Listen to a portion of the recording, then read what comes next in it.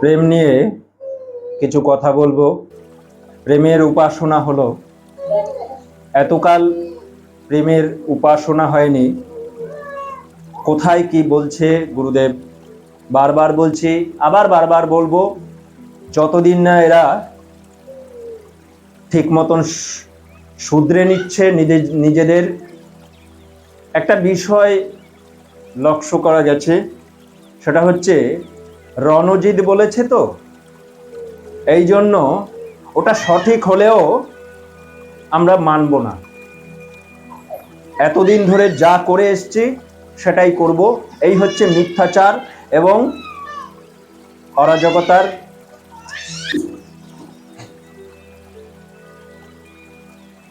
প্রেমের সংজ্ঞা অনুযায়ী প্রেমের উল্টো দিক হচ্ছে কাম। কামে পাপ হয়। তাই একটি জায়গায় বলছে, কি বলছে,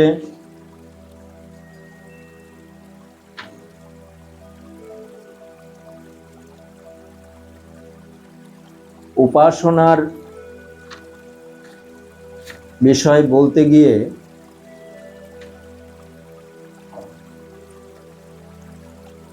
এখানে বলছে প্রেম, ভক্তি, নির্ভরতা, একাগ্রতা প্রভৃতির মধ্যে যেটির বা যেগুলির অধিক অভাব বোধ হইবে তাহার বা তৎসমুদয়ের জন্য অগ্রে প্রার্থনা না করিয়া প্রথমে সাধারণভাবে সমস্ত গুণের জন্য প্রার্থনা করিবে। এবার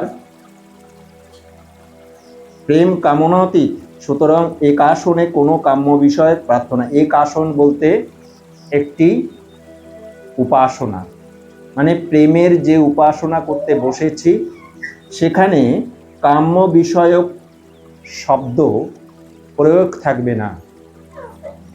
কাম্য বিষয়ক শব্দ কি কি আছে, কি কি হয়?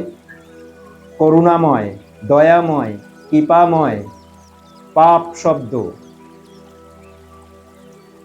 তাহলে কল্যাণ, এই যে শব্দগুলো প্রেমের উপাসনায় কোনো গানে ব্যবহার করা যাবে না। আরেকটি কথা বলি, আমি এখন অঙ্ক করতে বসেছি, আমি অঙ্ক করব, আর আমি ভূগোল বই নিয়ে বসে আছি, অঙ্ক করব, হবে? হবে না। ঠিক তেমনি আমি প্রেমের উপাসনা করতে বসেছি, গুরুদেবকে ডাকবো প্রেমিক রূপে। তাহলে ওই ডাকার ভেতরেও প্রেম গুণে যে গুরুদেবকে ডাকবো, ওই ডাকার মধ্যেও কাম্য বিষয়ক শব্দ থাকবে না। শুদ্ধ পুত পবিত্রভাবে প্রেমের উপাসনা করতে হয়। তা এতকাল সেই অঘটনগুলো ঘটেছে এবং উপাসনায় যে পাপ হয় সেটা বারবার বলছি, এতকাল যেভাবে উপাসনা হয়েছে পাপ হয়েছে। গুরুদেব চলে যাওয়ার পর থেকে যেভাবে উপাসনা হয়েছে পাপ হয়েছে। তাই আমার খেতে ভালো ফসল হয় নাই, গুরুদেব তার প্রধান শিষ্য মহাত্মা নিবারণ বলেছে। তার শিষ্য একজনও একত্ব লাভ করেনি। এই যে একত্ব লাভ করেনি, এটা আগে বুঝতে হবে। তা একত্ব লাভ কি কেন করেনি? কারণ হচ্ছে সবকিছুই নিয়মের বাইরে কাজ করেছে। উপাসনা গ্রন্থে যেভাবে উপাসনা করতে বলেছে সেইভাবে উপাসনা অংশ বাদ দেওয়া হয়েছে। কেননা উপাসনার মূল বিষয়টা, শুরুটা হয়, উপাসনার শুরুটা কোথা থেকে? গুরু আহ্বান উপাসনার কিন্তু অংশ নয়। উপাসনার অংশ শুরু হচ্ছে বীজমন্ত্র দিয়ে, তারপর শুরু হলো শ্রেষ্ঠতা সূচক সঙ্গীত। এই শ্রেষ্ঠতা সূচক সঙ্গীতের ভেতরে অনেক গূঢ় রহস্য লুক্কায়িত আছে এবং সেখানে স্পষ্ট ভাষায় লেখা আছে যে কল্পনা, চারিদিকে কল্পনায় বশীভূত হয়ে এই সত্য ধর্মের শ্রেষ্ঠতা সূচক সঙ্গীত এবং নির্বেদজনক সঙ্গীত, শ্রেষ্ঠতা সূচক সঙ্গীত এবং নির্বেদজনক সঙ্গীত, এই দুটো সঙ্গীতের রচনার ভেতরে গুরুদেব স্পষ্ট করে বলেছে কল্পিত দেবদেবীর ছবি মূর্তি যারা ওই আরাধনাই করছে তাকে পরমপিতা বানিয়ে দিয়ে যেসব কাণ্ডকারখানা চলছে সেগুলো পাপকর কার্য, সেগুলো যারা করে তারা নরকে যাবে। এইসব গানের ভেতরে থাকাতে সেই সব গানগুলো সরিয়ে দেওয়া হয়েছে। সরিয়ে দেওয়ার জন্য সুবিধা হয়েছে কাদের? তার মানে এইগুলো যদি অন্তরস্থ করতে না পারে, সত্য প্রথম থেকে সত্যকে সরিয়ে দেওয়া হলো, তাহলে সত্য তারা নতুন যারা এসছে মহাত্মা গুরুনাথে থাকাকালীন যারাও মহাত্মা নিবারণ যাদেরকে নিয়ে এসছিল, প্রথম হচ্ছে পাপবোধ কাদের থাকে না, তারা কোনটা কল্পিত, কোনটা আদৌ কল্পিত ধর্ম আর কোনটা কি বৃত্তান্ত। আর একটা বিষয় হচ্ছে সত্য ধর্মে প্রথম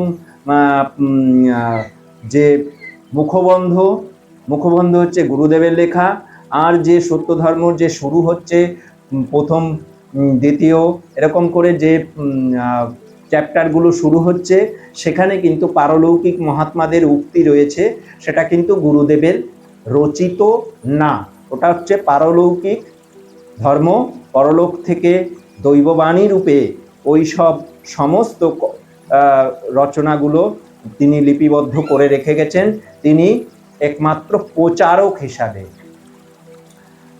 তাই সেখানে কি কি আছে মূল কথা সেখান থেকেই বলা হচ্ছে কাম্য বিষয়ক প্রার্থনার সহিত, মানে যে শব্দটা উপাসনার দুটি অংশ, একটি প্রার্থনা, একটি গুণকীর্তন। তার মানে যে শব্দগুলো প্রয়োগ করছি সেইগুলোই যে শব্দগুলো প্রয়োগ করছি সেই শব্দগুলো যাতে পাপকর শব্দ না হয় প্রেমের উপাসনায়, সেইটা কিন্তু সব সময় খেয়াল রাখতে হবে। আমরা কিন্তু সেটা কিন্তু ভুলে গেলে চলবে না। আর এই জিনিসগুলো পরপর হয়ে এসছে, তা এইভাবেই উপাসনায় পাপ হতে শুরু করেছে তবের থেকে।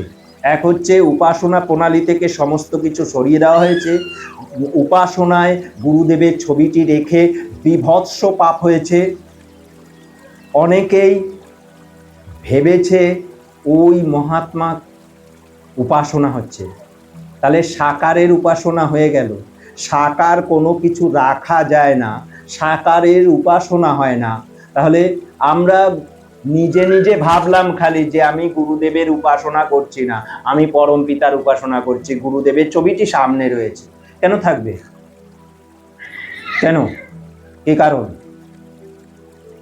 ভক্তি যেন এভাবে সবাই মনে না করে আমরা প্রচুর ভক্তি করছি, কিছুই হচ্ছে না, গুরু বাক্য শোনা হচ্ছে না, সাকার উপাসনা নাই, মানে উপাসনায় সময় সাকার কিছু থাকবে না।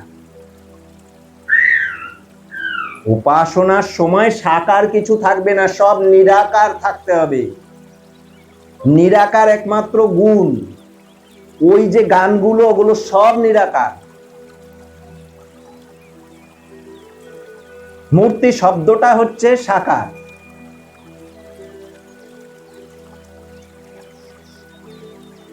আর করুণাময়, দয়াময়, কৃপাময়, এগুলো সব হচ্ছে নিরাকার শব্দ।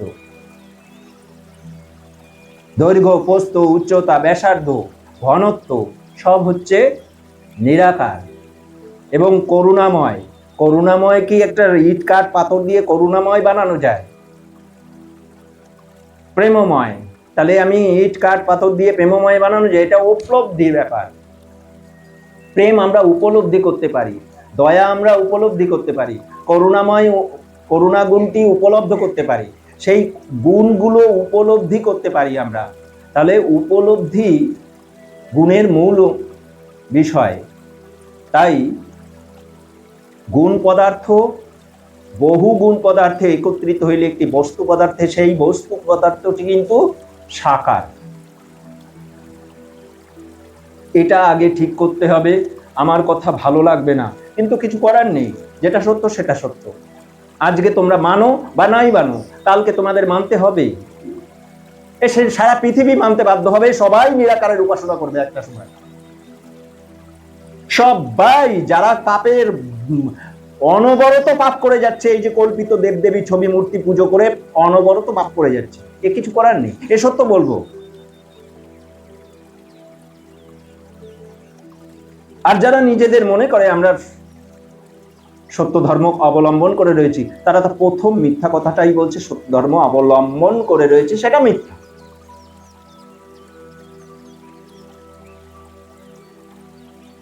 মিথ্যা দিয়ে শুরু হয়েছে তাদের জীবন। আগে পাপ আর পুণ্য সেটা জানতে হবে। কাকে পাপ বলছে? অজ্ঞানতা পাপের কারণ, অজ্ঞানতা পাপের কারণ। এতকাল সেই পাপটি অনবরত হয়েছে। প্রেম,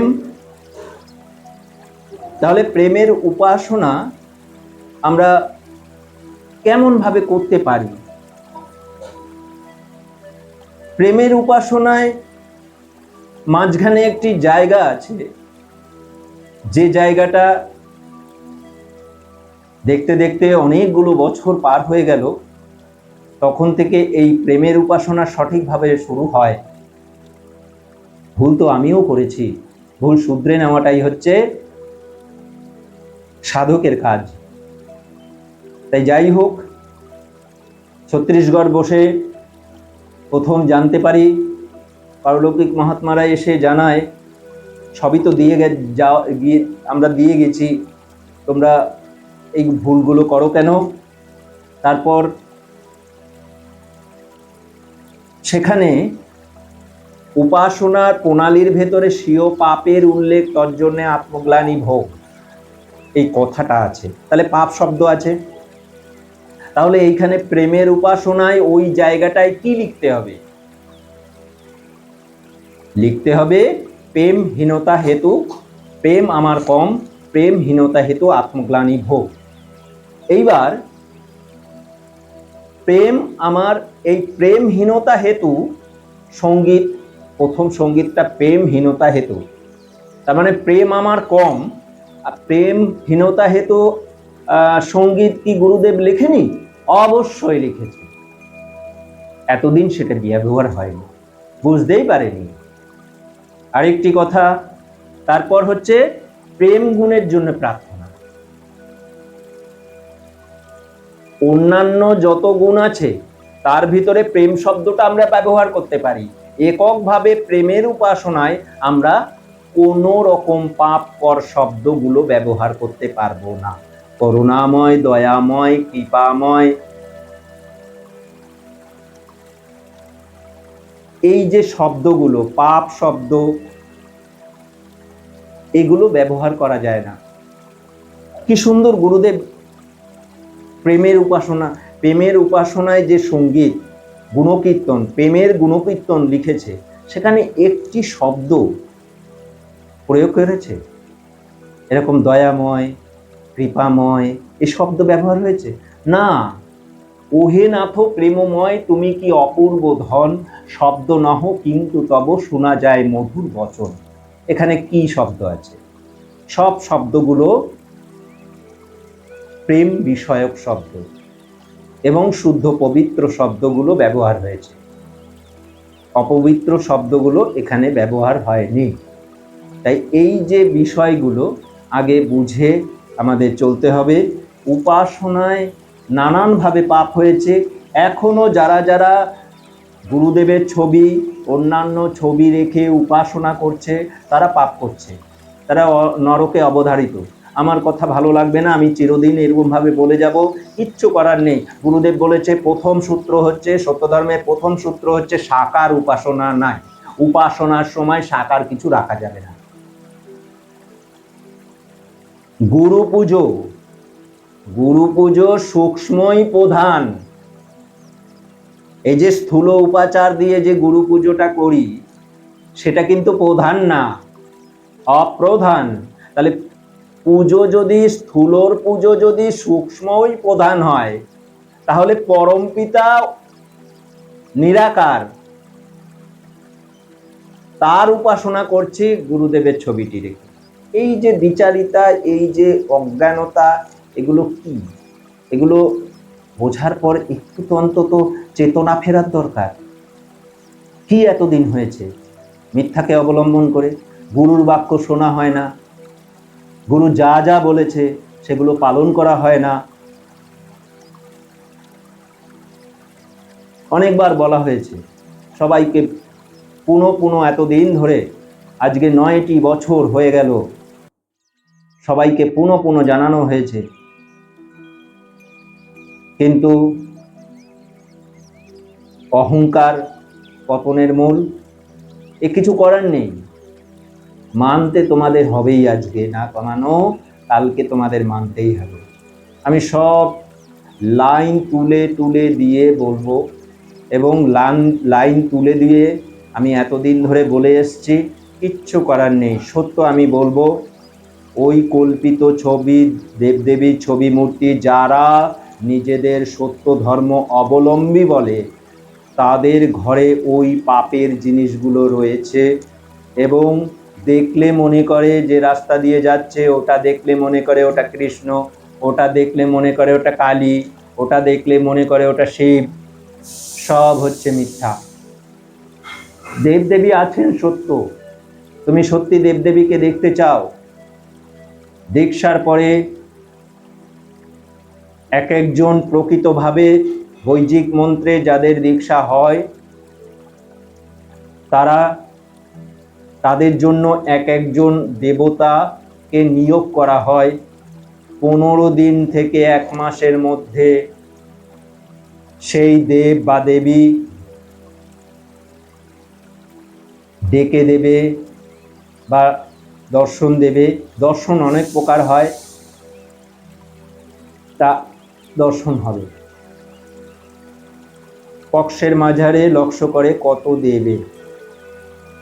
15 দিন থেকে 1 মাসের ভেতরে দেবদেবীর দর্শন হবে। এটা কোনো জায়গায় এভাবে, পৃথিবীতে কোনো ধর্মে এভাবে বলে না, সত্য ধর্ম এটা বলে। তুমি সত্যকে সত্যি জানতে চাও, দেবদেবীকে দেখতে চাও, অতি সহজ। দেবদেবীকে পুজো করে দেবদেবী দেখা যায় না, সেটা মিথ্যাই। দেবদেবীকে দেখতে গেলে তার গুণ নিয়ে চর্চা করলে, সূক্ষ্মভাবে তাকে ডাকলে, তিনি প্রত্যক্ষ হলে তখন বুঝতে পারবে। তাই একটা কথা মনে পড়লো, তাই আবার বলি, অনেকবার বলেছি। তাই নৌকায় গুরুদেবের সঙ্গে সীতানাথও ছিল, মহাত্মা সীতানাথ এবং মহাত্মা নিবারণও ছিল, আরও অনেকে ছিল। তাই এখানে তখন ওই গুরুদেব নৌকায় যাচ্ছে, ওই সময় গুরুদেবকে বলছে যে, গুরুদেব একটু সূক্ষ্ম আত্মাদের দেখতে চাই, পারলৌকিক মহাত্মাদের একটু দেখতে চাই। ঠিক আছে, চোখ বন্ধ করে বসো। তখন বলছে, তুমি কি দেখছো? একজনকে ডেকে বলছে, তুমি কি দেখছো? বলছে, আমি একজন দেখলাম বালাপোষ গায়ে দেওয়া। উন্নত মহাত্মা এসছে বালাপোষ গায়ে দেওয়া, তাহলে ওই যে চারিদিকে ঝা চকচক যাত্রাপাটির যে মূর্তি, তাহলে ওই বালাপোষ গায়ে দেওয়া মূর্তির সঙ্গে মিলছে? আমি প্রশ্ন রাখলাম। আমি এতদিন ধরে যে কথাগুলো বলে এসেছি সেগুলো খণ্ডন করুক ভালো করে। তুমি যেটা দেখে তোমায় বড় হচ্ছ, তুমি একটা গ্লাসকে বলছো যে এটা কলা, তোমাকে ছোটবেলার থেকে যা শেখানো হয়েছে, তুমি ওই বড় হলে ওই গ্লাসটাকে কলাই বলবে। তোমাকে জ্ঞান দ্বারা সবাই জানাবে ওটা গ্লাস, ওটা কলা না, তোমার মস্তিষ্ক থেকে যাবে না। ঠিক তেমনই হচ্ছে চারিদিকের ধর্ম, এভাবেই সবাইকে প্রচলন করে দেওয়া হয়েছে, তাই সেটা ভেতর থেকে যাচ্ছে না, এই সত্য সেটা মেনে নিতে পারছে না সবাই।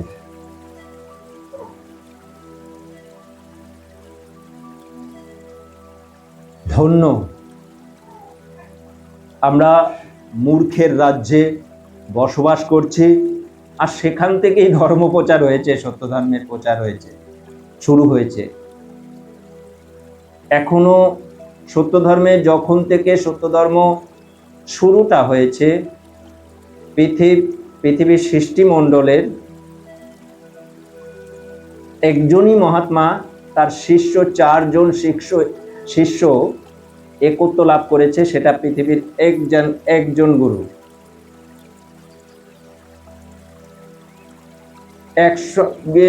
4জন একত্ব লাভ করেছে, এটা বিরল। তিনি সৃষ্টির শ্রেষ্ঠ গুরু আমি বলছি মুখে, কিন্তু শ্রেষ্ঠ কখন হবে তার কথা অক্ষরে অক্ষরে পালন করব।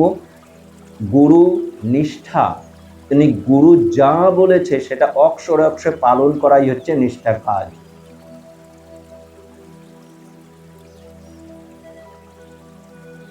গুরুই শেষ, গুরু পুজো ভিন্ন কাহারও পুজো করিবে না, তাহলে এইবার অন্যান্য দেবদেবী ছবি মূর্তি থাকে কি করে? প্রশ্ন তো এখানে আসে। উপাসনা খণ্ডের শেষের দিকে বলছে দেবদেবীর কল্পিত দেবদেবীর ছবি মূর্তি ওগুলো ফেলে দিতে বলছে, অপসারণ পূর্বক।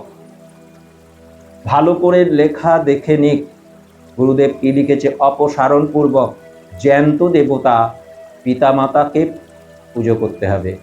মাতৃভক্তি, মাতৃ উপাসনায় সন্তানের মুক্তি। কোনো সাধক যদি পিতামাতাকে না দেখে, তার মতন কুলাঙ্গার আর হয় না, সে পাপ সাগরে নিমজ্জিত আছে।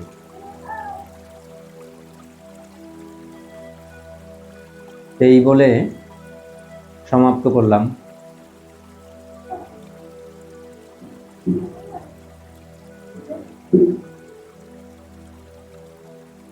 এটা অনেক এডিট করতে হবে।